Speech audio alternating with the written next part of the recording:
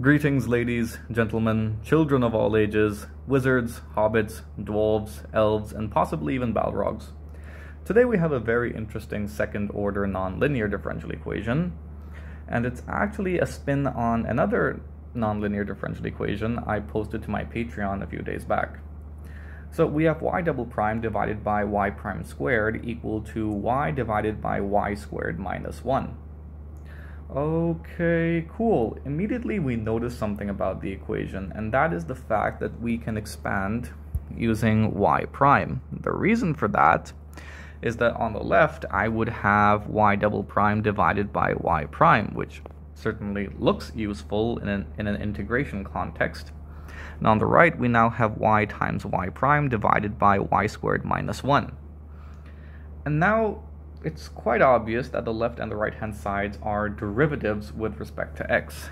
On the left we have log y prime's derivative with respect to x, and on the right it looks like we have the derivative of 1/2 times the logarithm of y squared minus 1.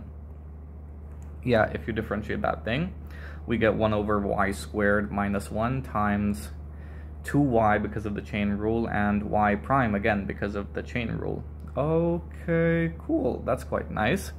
So we can integrate with respect to x, yielding log y prime equal to, we can make use of the properties of the logarithm to write this thing here as log y squared minus 1. And of course we have a constant of integration that I'm writing in logarithmic form. Here we have log a. So this implies that log y prime equals log a times root y squared minus 1. And that means we have y prime equal to a times root y squared minus 1. And this is quite nice because now we just have a separable differential equation in y and x. So we have dy by dx equal to a times root y squared minus 1. And we can write this as dy divided by root y squared minus 1 times 1 by a equal to dx. And of course we can integrate now, yielding x plus b on the right hand side. And in fact we could just expand by a as well. And expanding by a gives us ax plus a times b. A times b is just another constant, so we'll just rename that as b. And on the left we have the integral of dy divided by y squared minus 1, which, if we look at a physicist's favorite tool, that is a table of antiderivatives, we would see that this thing here is the antiderivative for the cosh function, the inverse cosh function, that is. So we have inverse hyperbolic cosine, or inverse cosh for short, of y equal to ax plus b.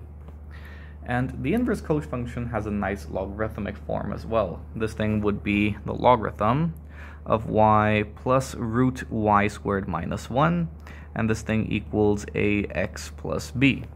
Okay, cool. That seems nice, and now I should exponentiate things because I would like to have a solution, an explicit solution that is, of y in terms of x. So we have on the left y plus root y squared minus 1 equal to, what exactly do we have here? We have e to the ax times e to the b, and e to the b is just another constant, so we'll absorb that and call that b. And now we're trying to solve for y in terms of x. So I'll take y squared minus 1 over here. I have b times e to the ax minus y, and I'll just square the whole thing. That sounds useful. So we have y squared minus 1 equal to, here we have b squared times e to the 2ax plus y squared minus 2y beax. Okay, so that means the y's cancel out quite nicely, so that was actually a very profitable thing to do, the squaring bit, that is.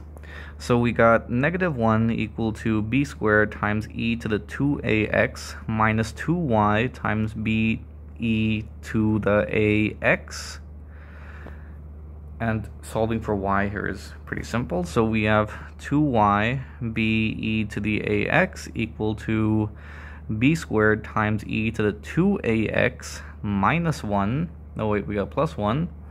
So that gives us y here equal to, we'll expand by 1 by this whole thing, yielding b times e to the ax plus 1 over b times e to the negative ax divided by 2. And this thing actually looks very, very familiar.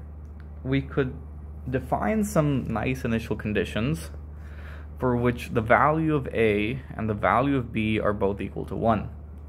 In that case, we would get y equal to e to the x plus e to the negative x divided by 2, which is exactly how we define the hyperbolic cosine or the cosh function, so y equals cosh x. But that's not exactly where we want to stop. I mean, you guys know how much I love complex numbers, so why not introduce them? We have a here, that thing should be equal to I. And what exactly should b equal? Well, b could be equal to 1. b equal to 1 works out quite nice. In this scenario, terribly sorry about that, we have y equal to e to the ix plus e to the negative ix divided by 2, which is the cosine function. That's how we define cosine in the complex realm. And is there a way to get sine over here? Let me see. If we let a here equal to I and b here equal to 1 over I, which we know is negative I, this thing should work. Because then we have y equal to, let's see, b over here would be, let's write that as negative I, so we have negative I times e to the ix, and then we have 1 over b. 1 over b would be I exactly, so that's a plus sign, I times e to the negative ix. In fact, why not just let a equal negative I instead? A equals I could work as well. And we're dividing the whole thing by 2. Okay, cool. We could, no wait, we'll let this thing equal I. And we'll factor out up top negative I. So if you factor out negative I, we get e to the ix minus e to the negative ix divided by 2. And negative I is, of course, 1 over I. So we have e to the ix minus e to the negative ix divided by 2i, and this is how we define the sine function in complex analysis.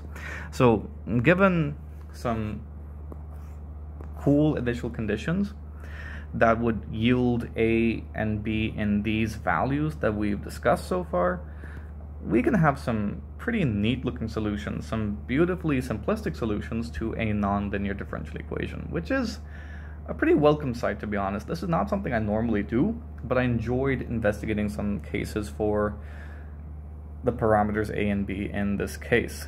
And I hope you enjoyed the video. I hope you learned something from the video. Be sure to like and subscribe. Drop me a follow on Instagram as well. And in case you like the effort I'm putting into my work, consider supporting me on Patreon. Thank you. See you next time.